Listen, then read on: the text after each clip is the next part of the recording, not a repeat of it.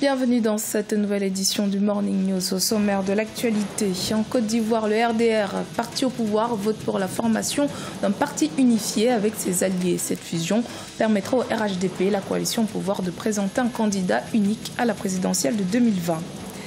Le Togo stagne dans le classement 2018 de Reporters sans frontières concernant la liberté de la presse. Le pays, c'est pour la deuxième année consécutive, classé à la 96e place sur 180 pays.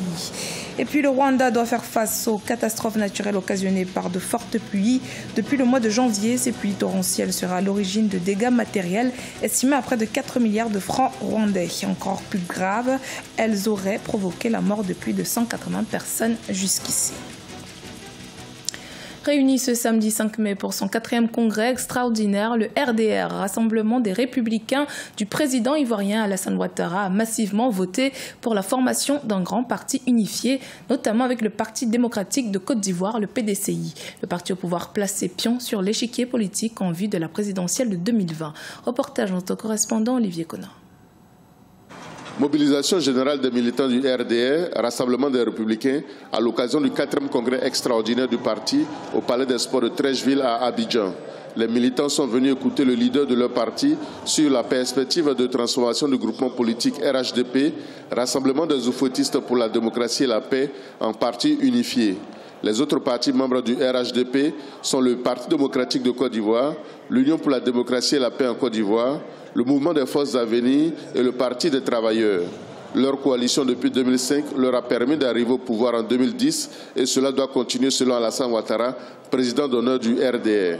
Depuis décembre 2010, malgré les aléas, nous avons été ensemble et nous avons gouverné la Côte d'Ivoire ensemble.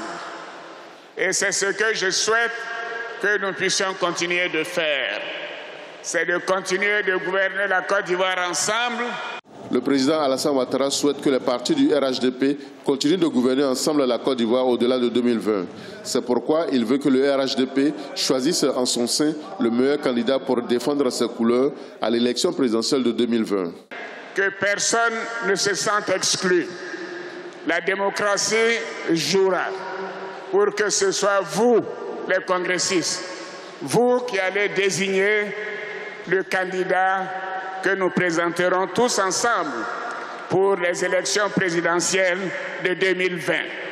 Le Rassemblement des Républicains attend désormais que les autres partis membres du RHDP organisent des congrès pour entériner la création effective du parti unifié appelé Rassemblement des oufouettistes pour la démocratie et la paix. La République démocratique du Congo a mis en place une mesure d'interdiction d'importation de la farine de froment et du sucre blanc. La mesure, qui sera effective pour une période de 6 mois, ne concerne que la partie ouest du pays. Les autorités souhaitent ainsi protéger les industries locales menacées par l'importation démesurée et frauduleuse des produits extérieurs. Reportage de notre correspondant Jacques Mboka. En République démocratique du Congo, après les mesures prises il y a quelques mois sur l'interdiction de certains produits de construction, le gouvernement vient d'interdire temporairement l'importation de la farine de froment et du sucre blanc. Une mesure visant la protection des productions locales de plus en plus menacées par une concurrence déloyale. C'est une mesure qui va nous permettre de redynamiser notre production. Nos ventes avaient baissé de près de 20% et c'est une bouffée d'oxygène, comme on dit, pour nous. Et donc, on tient aussi à rassurer la population que nous avons les capacités de production de manière à fournir la farine de froment qui est attendue par les consommateurs, donc les boulangers. La République démocratique du Congo, avec une population d'environ 80 millions d'habitants, est un grand marché de consommation. Cependant, certains produits en provenance des pays limitrophes inondent le marché et se vendent à vil prix, ce qui affecte les industries locales.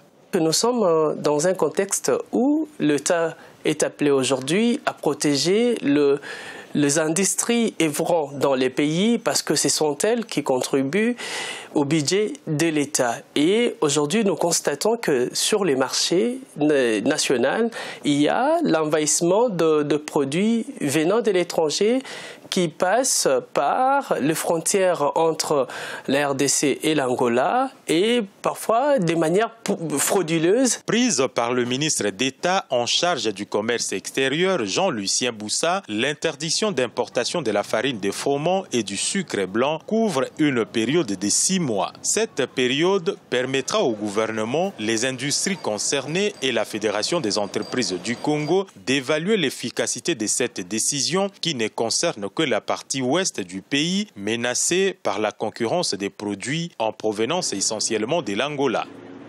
Au Togo, pas d'évolution en matière de la liberté de la presse. C'est du moins ce qu'indique le rapport mondial 2018 de Reporters sans frontières qui classe le pays au 86e rang.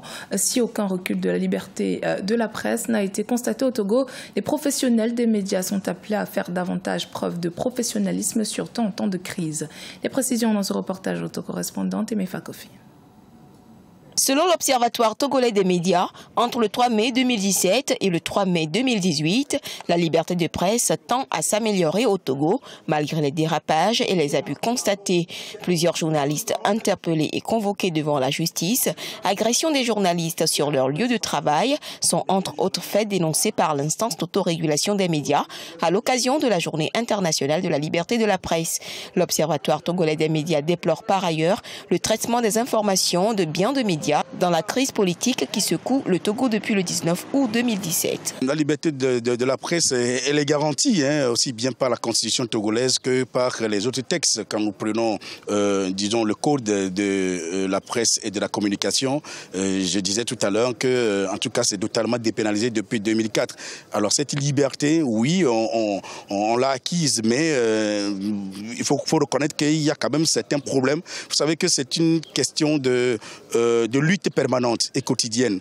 Et donc, il faut l'entretenir, cette liberté-là. En 2017, la Haute Autorité de l'audiovisuel et de la communication a pour sa part procédé à 10 auditions de directeurs d'organes de presse pour violation des règles professionnelles. Si le Code de la presse dépénalise les délits de presse au Togo, il n'en demeure pas moins que le Code pénal, en son article 497, punit d'une peine d'emprisonnement de 6 mois à 2 ans et d'une amende de 500 000 à 2 millions de francs CFA, la diffusion ou la reproduction de fausses nouvelles. Notre rôle est de défendre les intérêts des journalistes, leur liberté, pour être très précis. Et nous allons tout mettre en œuvre pour que cette liberté ne soit pas restreinte. Et nous verrons vraiment à ce que cet article ne fasse pas entorse à la liberté de la presse dans notre pays. Tout comme en 2017, le Togo occupe cette année le 86e rang sur 180 pays selon le classement mondial de la liberté de presse de Reporters sans frontières. Pour renforcer la liberté de la presse, l'État subventionne les médias à hauteur de 100 millions de francs CFA. Le Togo compte officiellement 79 radios, 7 télévisions et 171 journaux qui paraissent plus ou moins régulièrement. Depuis 4 mois, le Rwanda doit faire face aux désastres causés par les fortes pluies. Des désastres qui auraient coûté la vie à au moins 183 personnes jusqu'ici. Plusieurs propriétés ont été complètement détruites et le coût total des dégâts causés est estimé à 4 milliards de francs rwandais selon le ministère de la Gestion des catastrophes. Vu l'ampleur des pertes tant humaines que matérielles, les autorités rwandaises se sont mobilisées pour apporter de l'aide aux sinistrés. Les mesures préventives ont également été revues, notamment l'évacuation des personnes vivant dans des régions à risque. Le point avec Fratenda Kiaisenga. C'est la saison la plus pluvieuse que le Rwanda a connue depuis 36 ans selon les spécialistes et le bilan est alarmant. En effet, depuis le mois de janvier 2018, au moins 183 personnes ont perdu la vie et 215 autres blessés des suites des catastrophes liées à la pluie. 4560 hectares de culture ont été emportés, 370 maisons d'habitation détruites, ainsi que 12 routes, 7 églises et 18 ponts. C'est vrai que nous avons connu une saison très spéciale avec de fortes pluies et que notre pays est très montagneux. Mais nous avons également un sérieux problème de mentalité. Beaucoup de gens habitent des zones qui mettent leur vie en danger et ne veulent pas déménager et d'autres qui continuent d'y construire des maisons malgré les restrictions. Les districts de Nyaruguru, Kamonyi et Rulindo au sud du pays, et Ngororero à l'ouest et Gasabo à Kigali sont les plus touchés. Ici à Nyaruguru, à part les glissements de terrain, la foudre avait fait 17 morts au mois de mars 2018. Nous avons souvent eu des problèmes d'inondation et de glissement de terrain, mais cette fois-ci on n'en peut plus. Le gouvernement doit faire quelque chose, surtout pour les eaux qui proviennent des collines qui nous entourent. Les autorités pourraient par exemple nous aider à tracer les terrasses radicales.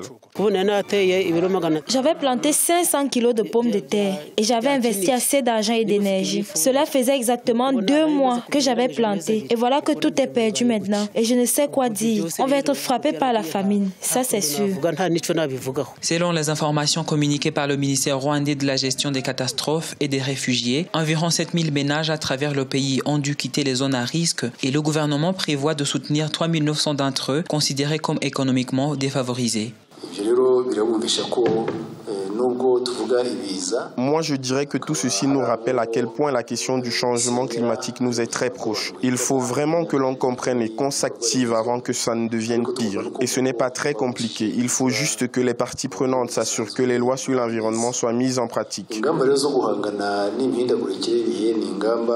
Les catastrophes qui ont récemment frappé le Rwanda sont associées à de fortes pluies, entraînant les inondations, la foudre et les glissements de terrain. Face à une topographie montagneuse, les experts proposent la collection des eaux pluviales qui pourront être réutilisées comme l'une des solutions durables qui pourrait s'ajouter à l'aménagement des terrasses radicales. C'était le journal de la rédaction. Merci de votre fidélité. Dans un instant, une nouvelle édition de l'actualité sur Africa 24.